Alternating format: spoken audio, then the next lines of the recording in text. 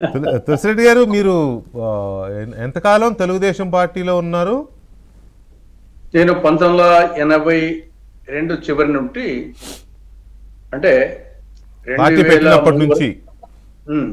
తర్వాత 1996 వరకు 100% ఉన్నాను. 96లో కొంత ఆ స్ప్లిట్ వచ్చినప్పుడు కొంచెం దూరం అయిపోయి నేను 2003 చివరిలో కాంగ్రెస్ పార్టీలో చేరడం జరిగింది. కాబట్టి 2003 వరకు దగ్గర 2003 వరకు టీడీపీతో అటాచ్మెంట్ లో ఉన్నట్టే కదా. ఏది మీరు మీ కుడి చేయి షర్టు స్లీవ్ ఒకసారి పైకి లాగండి. అదే అదే అదే ఒకసారి లాగండి ప్లీజ్. అదే అదే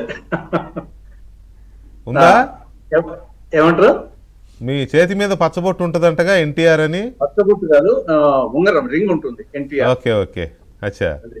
అదే, కొంతమంది ఏమో పచ్చబొట్టు వేయించుకున్నారంట, ఎన్టీఆర్ రింగ్. కొంతమంది మీ రింగ్స్, కొంతమంది ఎన్టీఆర్ అని, కొంతమంది తెలుగుదేశం అని వేయించుకున్నారని ఎవరో మిత్రులు చెప్తూ ఉంటారు, సీనియర్ మీ బ్యాచ్. సరే, ఎనీవే, ఇప్పుడు పార్టీ అప్పటి జనరేషన్, మీరు మీకంటే కొంతమంది సీనియర్లు చాలా మంది ఉన్నారు ఏజ్ పరంగా.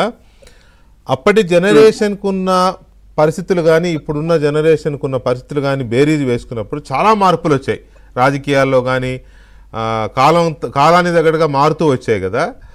సో ఇప్పుడున్న మార్పుల తగ్గట్టుగా ఈ శిక్షణ కార్యక్రమాలు తెలుగుదేశం పార్టీకి ఏ మేరకు ఉపయోగపడతాయి, ఎంతవరకు అవసరం ఒక రాజకీయ పార్టీగా? ఇప్పుడు మీరు చెప్పినట్లు సొసైటీ డైనమిక్, ఎప్పుడు సొసైటీ స్టాటిక్ గా ఉండదు.